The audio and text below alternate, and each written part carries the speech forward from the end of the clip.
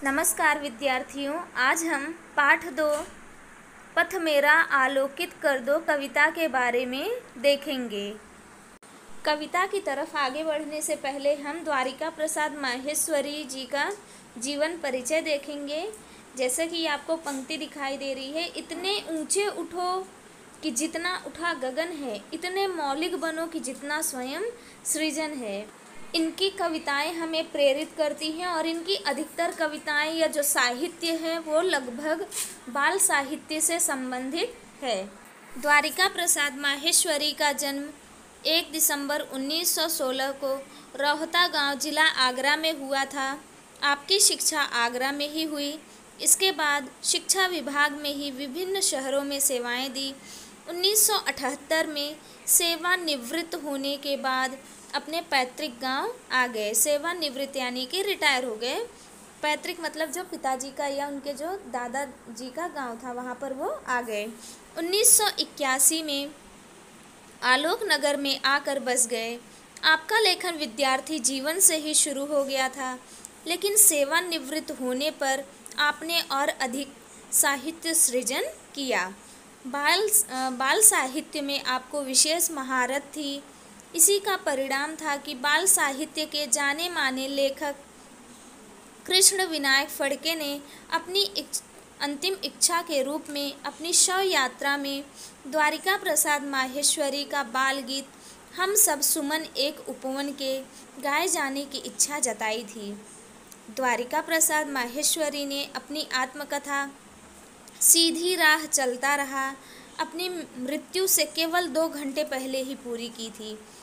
इस आत्मकथा के पूरे होने के 2 घंटे पश्चात ही 21 अगस्त 1998 को आपकी हालत बिगड़ी और आपका निधन हो गया। बाद में आपके बेटे डॉक्टर विनोद कुमार माहेश्वरी ने आपकी आत्मकथा संपादित कर पूरी की। इनकी कविताओं में वीर तुम बढ़े चलो, धीर तुम बढ़े चलो जैसी कविता जो है बहुत ही प्रचलित हुई।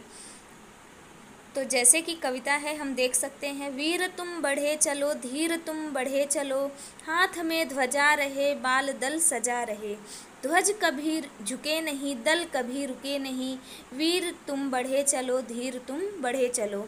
जो सेना पर काम करने वाले सैनिक होते हैं उनके लिए इन्होंने इस कविता की रचना की थी। इनकी कविताओं में ही बहुत ही प्रसिद्ध कविता है पथ मेरा आलोकित कर दो। इस कविता में नन्हे मुन्ने नाजुक बच्चे जीवन में अपने मार्ग पर सफलतापूर्वक आगे बढ़ते रहने के लिए ईश्वर से शक्ति की मांग करते हैं।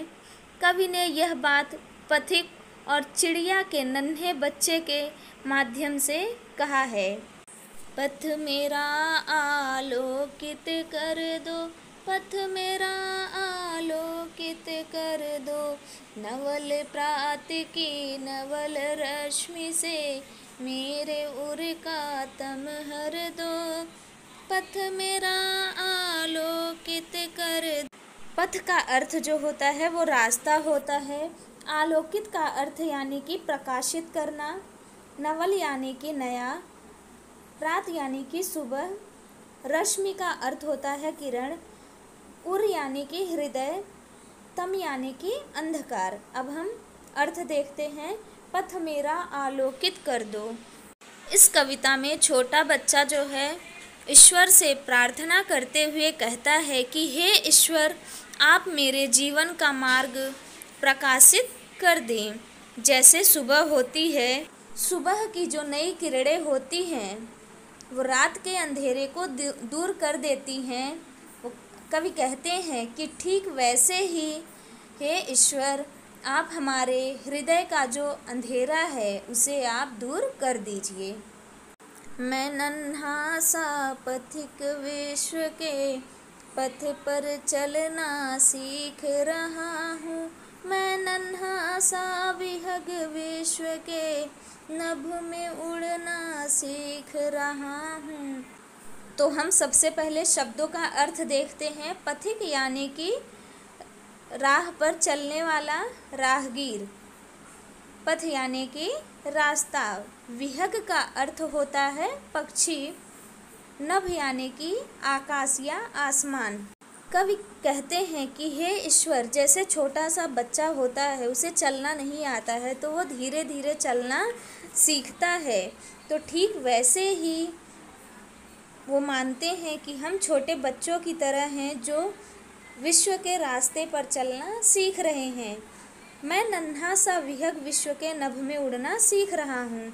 जो छोटे छोटे पंछी होते हैं, शुरुआती दौर में वो उड़ना सीखते हैं। उन्हें आसमान में उड़ना नहीं आता है, उन्हें उड़ना सीखना पड़ता है। तो कवि कहते हैं कि हे ईश्वर, मैं उस छोटे बच्चे की तरह हूँ, उस छोटे से पक्षी की तरह हूँ जिन्हें अभी अच्छे से चलना या उड़ना नहीं आता है। तो उसके लिए आप हमारी मदद कीजिए। यह हमारा शुरुआती प्रयास है ताकि हम आगे चलकर सफल हो सकें। पहुँच सकूं निर्दिष्ट लक्ष्य तक, मुझको ऐसे पग दो पर दो। हम पहले कविता के अर्थ को देखते हैं। निर्दिष्ट यानी कि नियत किया हुआ यानी निर्धारित, लक्ष्य यानी कि उद्देश्य। तो कवि कहते हैं कि हे ईश्वर, मेरे जो पंख हैं, जो मेरे पैर हैं, वो बहुत ही छोटे छोटे हैं। मैं ज़्यादा ऊंचाई तक नहीं उड़ पाता हूँ, अपना उद्देश्य जो है वो पूरा नहीं कर पाता हूँ। इसके लिए आप हमारी सहायता कीजिए। पंख बहुत नन्हे हैं मेरे, ऊंचा अधिक न उड़ पाता हूँ।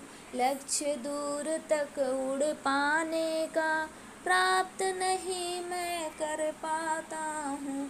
शक्ति मिले तो उड़ पाऊँ मैं, मेरे हित कुछ ऐसा कर दो। यहाँ पर कविता का भावार्थ है कि कवि कहते हैं, हे ईश्वर, मेरे पंख जो हैं बहुत ही नन्हे हैं। जैसे छोटी चिड़िया होती है, उनके पंख छोटे होते हैं, वो ज़्यादा ऊंचे तक नहीं उड़ पाती हैं। वैसे ही कवि कहते हैं कि हे ईश्वर, मैं भी अधिक ऊंचाई तक नहीं उड़ पाता हूँ। लक्ष्य दूर तक उड़ पाने का मतलब मैंने लक्ष्य बनाया है कि मुझे कुछ करना है, लेकिन वहाँ तक पहुँच नहीं पा रहा हूँ। उसके लिए आप हमें वरदान दीजिए। जैसे मान लीजिए आपने कोई लक्ष्य बनाया है कि आपको डॉक्टर बनना है, इंजीनियर बनना है, या किसी भी तरीके का अगर आपको उपलब्धि प्राप्त करनी है तो उसके लिए आपको साहस की ज़रूरत होगी। उसी साहस और शक्ति को प्राप्त करने के लिए कवि ईश्वर से प्रार्थना करते हैं। कवि कहते हैं कि अगर मुझे शक्ति मिले तो ही मैं उड़ पाता हूँ, मेरे हित कुछ ऐसा कर दो, मेरे लिए कुछ ऐसा कर दो। ईश्वर से वे प्रार्थना करते हैं। जैसे चिड़िया जब उसके पंख में शक्ति आती है तो वो उड़ पाती है, ठीक वैसे ही कवि भी कहते हैं कि उन्हें अगर शक्ति मिलेगी, साहस मिलेगा, तो वो भी चिड़िया की, पक्षी की भांति ही उड़ पाएंगे। पाया जग से जितना अब तक, और अभी जितना मैं पाऊँ, मनोकामना है यह मेरी, उससे कहीं अधिक दे पाऊँ। धरती को ही स्वर्ग बनाऊँ, मुझको यह मंगलमय वर दो, पथ मेरा आलोकित कर दो।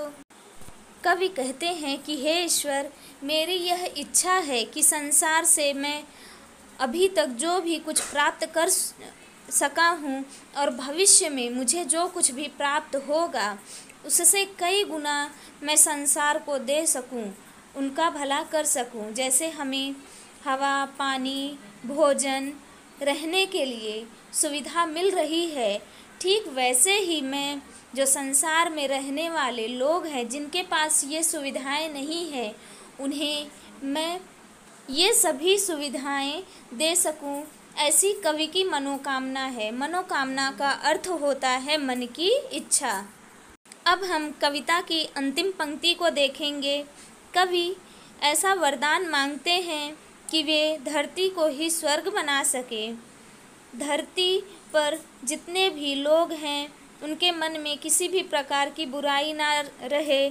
जब बुराई नहीं रहेगी तो वही जो धरती है स्वर्ग के समान होगी। कवि कहते हैं कि हे ईश्वर, मुझे ऐसा कल्याणकारी मंगलमय वर दीजिए जिससे मैं धरती को ही स्वर्ग बना सकूं। द्वारिका प्रसाद माहेश्वरी इन्होंने इस कविता को लिखा है। ये कविता आपको अच्छे से देखना और समझना है। धन्यवाद।